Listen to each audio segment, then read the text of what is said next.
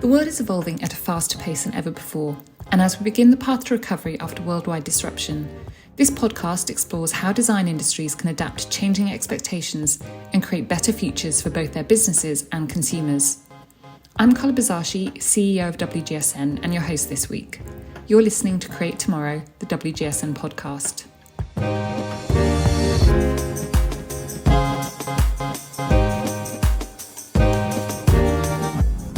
The topic of sustainability is never far from the top of our agenda at WGSN, and with the publication of our new white paper, Create Better, I wanted to take the opportunity to talk about new practices and lessons that everyone who works in design can learn from. Against the backdrop of COP26, it also feels like the right time to challenge ourselves to do much more in this space. Now, you don't need me to tell you that we are seeing huge consequences of global warming right now. You just need to look out of your window or read today's headlines. And here at WGSN, we believe it's time to design industries to start putting words into action, which is what this podcast is all about. You're going to hear from two of the experts at WGSN who have contributed to our new white paper, Emma Grace Bailey and Sarah Housley, as we discuss some of the key learnings from their research and what it means across all design industries. Our aim here is to give you toolkits to drive change within your organisation that will then have a lasting impact on the world around us.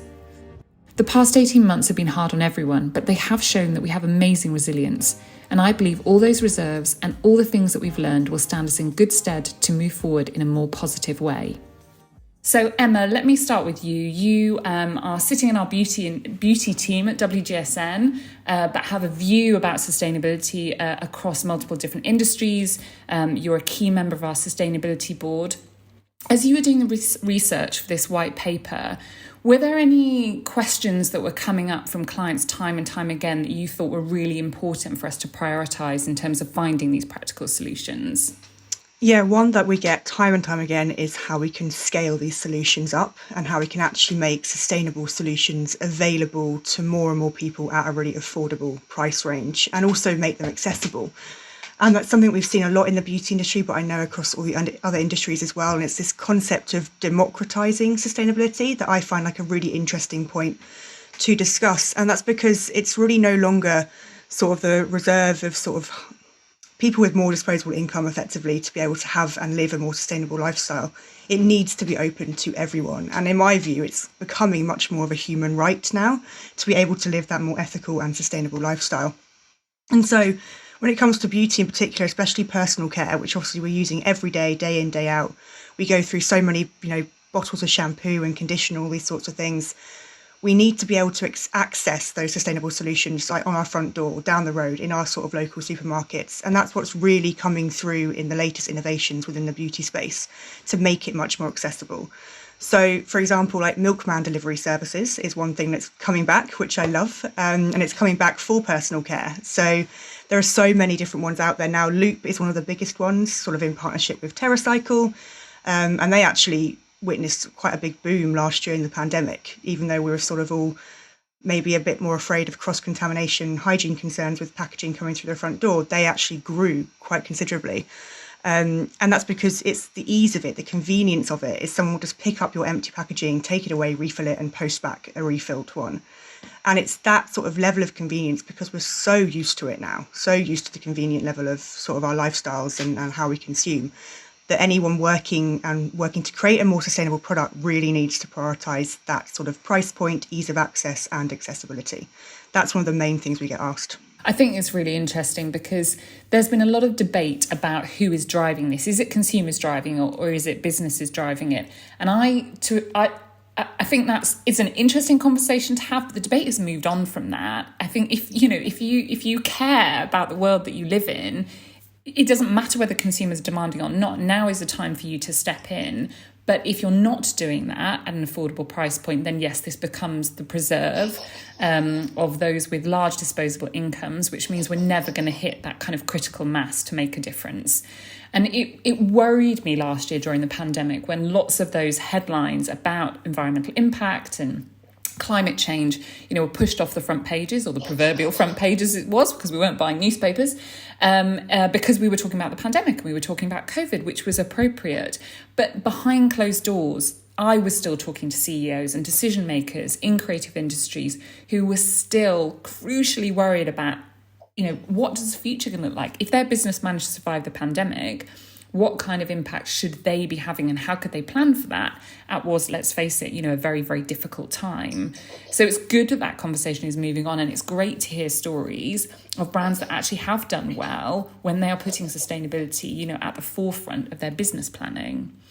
Sarah, you sit within the WGSN consumer tech team, but you're a long-time WGSNer and have worked on our interiors and lifestyle products as well.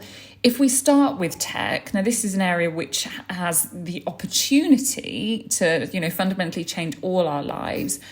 Are you optimistic? Do you think they're sharing that technology and that innovation? Or do you think even tech has got, big strides that they need to take? I think tech is really interesting in that it's seen as a leader and it's expected to be a leader. We all hold up Silicon Valley still as like the centre of global innovation to some extent. So tech companies have a huge amount of pressure on them.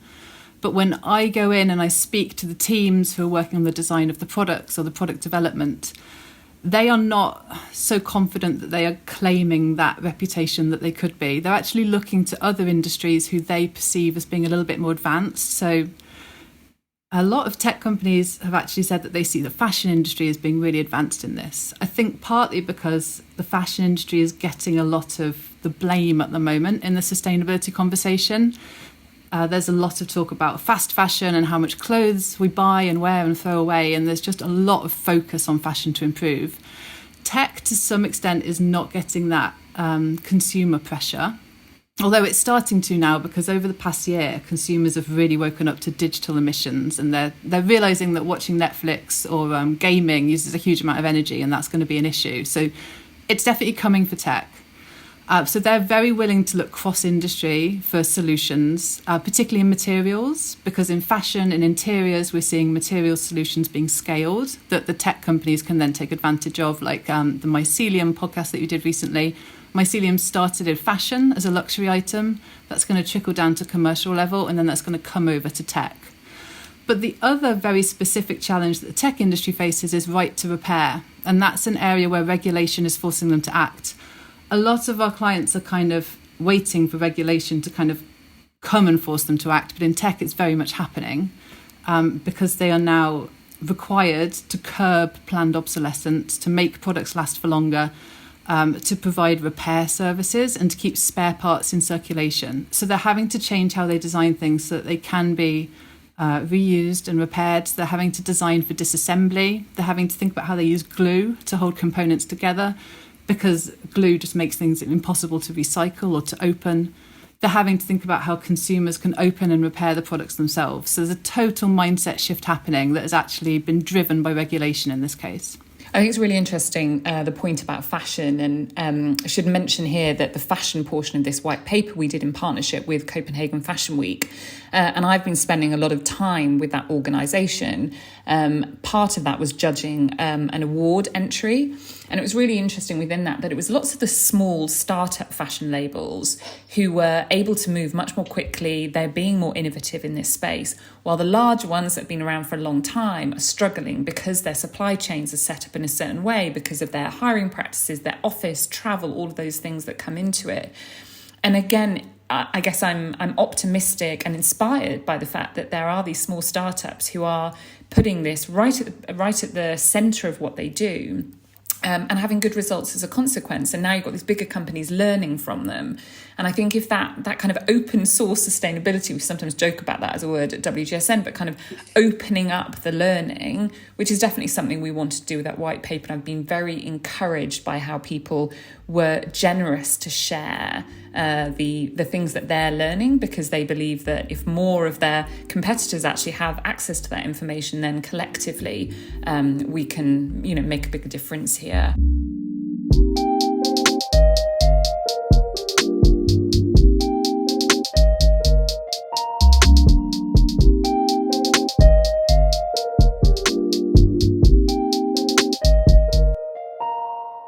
And one of the things I want to talk about a little bit is this concept of science will save us. Now, let's look back a few years ago, and yes, if you work in a business, then science certainly will play a part in that. But I think consumers' understanding of science, scientists, and the impact they can have in their lives has definitely moved forward during the pandemic. Our pin-ups are no longer Instagram influencers and celebrities. It's the scientists that we have seen on our television screens who have got us through this and continue to innovate so that hopefully we are going to be living in a safer and healthier world. I was going to say when we come through this, when we come to live with it, as we are learning to do at the moment. How about, in this sustainable space, is it science that's going to save us, or is it big conglomerate business? Emma, what do you think?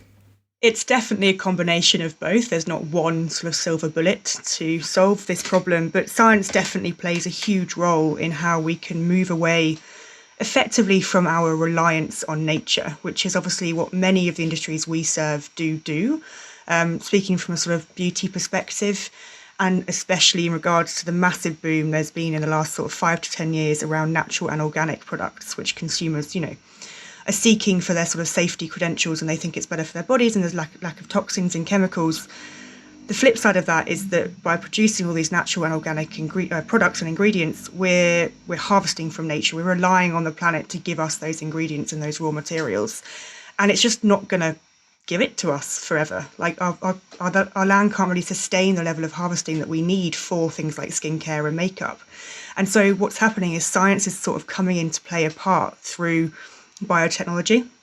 And so biotechnology is basically a practice of creating nature identical ingredients but within a lab. So we will borrow from nature to create those ingredients within the lab sort of environment, but we're not taking away from nature on a regular basis. And what's really amazing about these ingredients, particularly in the beauty space, is they can actually become safer to use on the skin and for the body. We can effectively adapt their potency as well, so they become sort of harder working and more efficient for the beauty industry. And also in terms of sort of their impact or the lack of impact they have on the planet, we obviously have to use a lot less land to create them. There's a lot less water and chemicals involved because we're not growing them in the soil. And also the shelf life of the ingredients and therefore our products is extended through biotechnology as well. And one thing that we're really seeing and we're quite excited about in beauty is sort of the emergence of blue biotechnology. So blue biotechnology refers to effectively marine organisms and marine plants, which are used heavily in a lot of our beauty products. We all love sort of seaweed-based skincare and whatnot. But again, that requires an awful lot of impact on our oceans. So blue biotechnology is coming through to really remove our reliance on those oceans. And actually, there's a stat somewhere, I think it's that the blue biotechnology industry will actually be worth around $1.7 trillion by 2025, I think it is. So there's a lot of potential in that space, and consumers are starting to understand it. There is still a need for communication when it comes to the end consumer about how being natural isn't always best when it comes to beauty products. But that's coming through, and people, especially since in sort of the wake of the pandemic, much more understanding of how those science-based ingredients and products don't necessarily just mean chemicals. It's an innovative way of solving the sort of problem we have on relying on nature.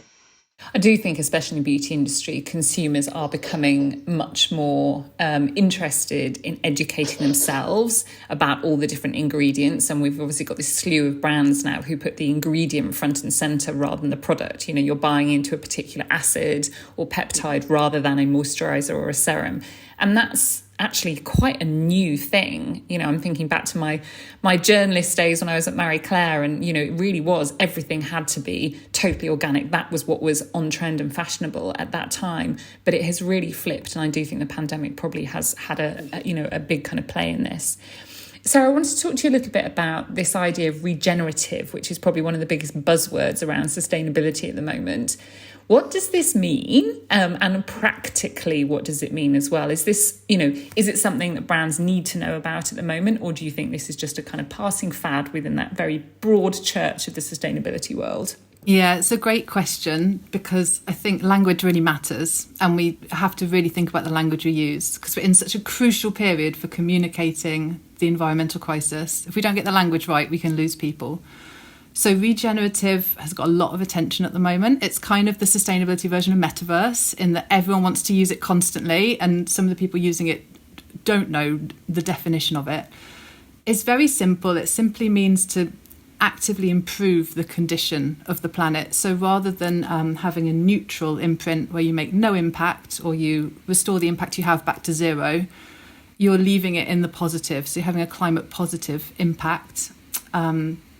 It's got very specific definitions within agriculture. So regenerative agriculture is a very specific discipline with its own set of rules and practices. And that's one of the areas where you have to use the word very much in the right way. So it relates to ending soil degradation, like restoring soil, restoring biodiversity, using land properly. So for things like growing crops and growing materials, regenerative agriculture is very important. We cover this in the fashion part of the white paper in detail. But we are in danger of it becoming a buzzword in other areas. You can't just use it as a prefix to anything. So if you're going to say regenerative, you have to really be able to back that up. And Emma can speak to this as well, but that backing up of claims is so important at the moment because greenwashing is just getting called out immediately. You need third-party certification, particularly if you're doing something really specific like regenerative agriculture. But you need to be able to prove it. And if you do use words without understanding them or using them inaccurately, you're going to get called out very quickly for it.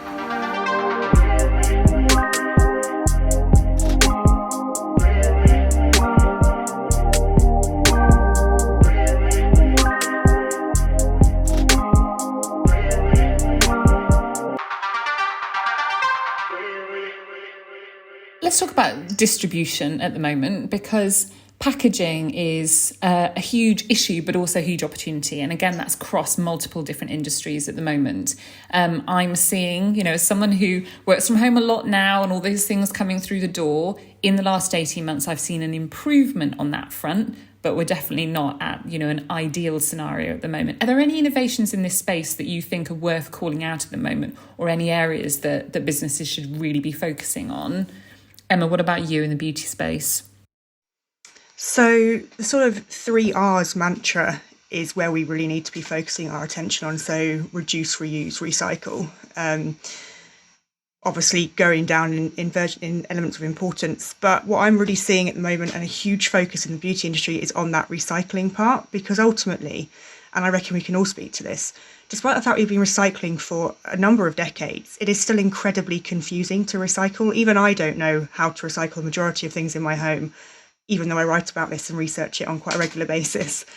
There's a huge imperative to make this system so much more simple for consumers, but also those people and the various different members of that value chain. And that's where an awful lot of focus is coming through in terms of packaging design, but also the infrastructure for recycling on a global scale.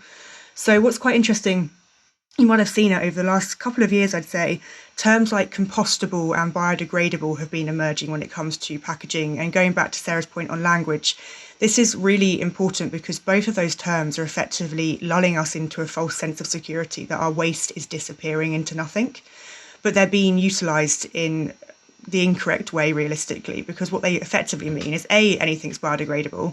It just depends how long it takes to biodegrade. So you're not lying by using that term, but you're sort of duping the consumer into thinking it will disappear in like 60 days and then it will be gone. I don't have to feel guilty about it, but it could be around for 1,000 years. And then compostable is sort of more of like a bit of a zeitgeist at the moment, but there's two ways to compost a material. It can either be home compostable, which is fantastic if you do have packaging that is home compostable. It will like sort of disappear in your food bin or in the soil really quickly. But then there's industrial composting, which is very few and far between in terms of the infrastructure that's available. And there's no way to differentiate for a consumer. So those two terms are becoming really confusing and people don't really know what to do with them. And then also just the system itself is very complicated. Across the world, global infrastructure for recycling is different. It's varied. Every council in the UK recycles in a different way. So it's very hard for a consumer to know from one moment to the next what can be recycled, what can't. So it really comes down to the brands to make that as easy as possible for us. And there are two ways we're sort of seeing this come through in beauty, and that comes from the packaging design to start with. So the first is sort of mono-material packaging design, and that effectively means making your pack out of just the same material from top to bottom. So at the moment, like a foundation, I've got about 20 in my cupboard that I haven't recycled yet because I cannot take them apart, and they're made from glass and plastic and metal. If they made that all from one material, I could just simply pop that in the recycling bin after cleaning it, and it's done. No one has to worry about separating it. But then, of course, for those packs that can't be designed in just one material, brands really need to consider the design for disassembly sort of approach. And that is to make it possible for the consumer to very easily take apart their packs, clean it all properly, and then dispose of it in the various streams that those different materials need to be placed in. That's where I think the main focus for beauty is at the moment. And Sarah, in the technology space, or actually even in interiors and things like that, are there any case studies? Are there brands that you would be putting on a pedestal at the moment that others should be looking to learn from and try and adopt some of those measures? Well, first of all, I want to say that I firmly believe that the company that cracks recycling will be $1 trillion business over the next decade. I think there's so much money to be made here because no one has cracked it. So I really think that will happen. Even beyond tech. But tech companies are really working hard in this area. And one of the things they're doing is quite simply making the boxes smaller by putting less in the box, which sounds so simple, but sometimes the simple solutions are the ones that work. So there's a few, so Apple are doing that, Samsung are doing that, really the big companies leading there. But the innovation that I think is really catching my eye at the moment is, Emma, you talked about people thinking that the packaging will just disappear. I'm very interested in invisible packaging. So the packaging that's made of a biomaterial that literally does dissolve in the sink, because I think there's so much to explore there. It's really innovative. I think the consumer will quite like just literally getting rid of it. And I think we could see much more of that over the next few years.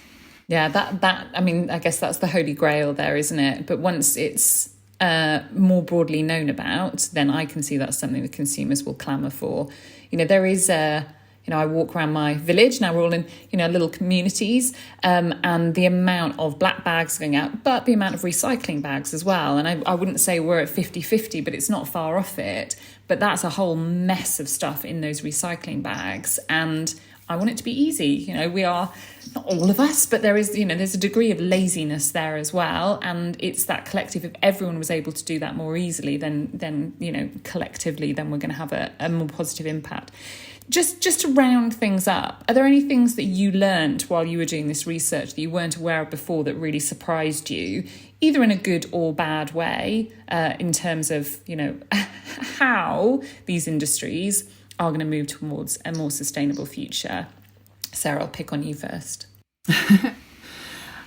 I'm really enjoying seeing re-commerce become such an exciting area. It doesn't feel as new in fashion. Again, fashion is really leading in re-commerce. But in other areas like interiors and tech, it's becoming so exciting. And I think it dovetails beautifully with that consumer need for more of a community experience and not always feeling like they're being sold to. So I can imagine high street spaces that are resale spaces of secondhand or pre-used items. There are also repair cafes where people learn to repair their goods. They're also gathering spaces for the community, and they also host Internet of Things facilities. So you can rent out a power drill or some kids' toys and then just return them. And we're starting to see these pop up. So there's a really interesting space in Berlin called the Reuse Superstore that's doing exactly this. It's a real social community space for secondhand selling. There's a new space in London that has a library of things opened up and is a community hub. And I think that brings together so many different things that consumers really want at the moment. I think we're going to see so much more of it. So it was really edifying to see some examples of those in the white paper. Love that. And Emma, on your side? For me, I think it's the emergence of bring your own water beauty, or something like BYOW beauty. And that's something we've been tracking for a while, but it's really come into its own recently. And I think something that really surprised me was understanding the true impact or usage of water in the beauty industry. So every product we have pretty much has water in it, but it's just used as a bit of a filler. It doesn't really serve much purpose. And as we definitely move towards a much more water-stressed environment, the way that brands are innovating to use a lot less water and also reduce a consumer's reliance on water, I think is really fascinating. And there's so much ingenuity coming out of that. So Hakel's, which is one of my favourite brands from Margate on the UK coast, they have developed body wash pills that are effectively just dry pills that you add water to and they turn into a gel, and then you can use them on your body. But what it's done in that production method is it's reduced, I think, its water usage by 97% within manufacturing, and also drastically reduced the carbon emissions of that product throughout its entire supply chain. And it's those sorts of flipping ideas on its head effectively, that I think are really inspiring at the moment.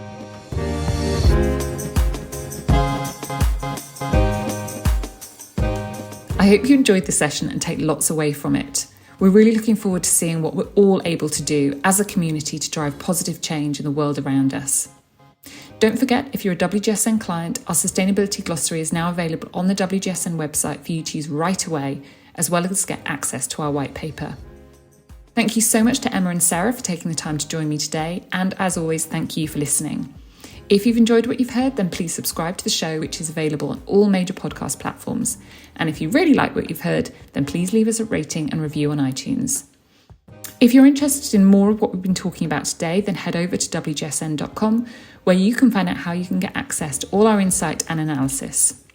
So thank you to my two guests again, and I'd also like to thank our podcast producer, Roland Bodenham and Bethan Ryder, and thank you again for listening. Bye for now.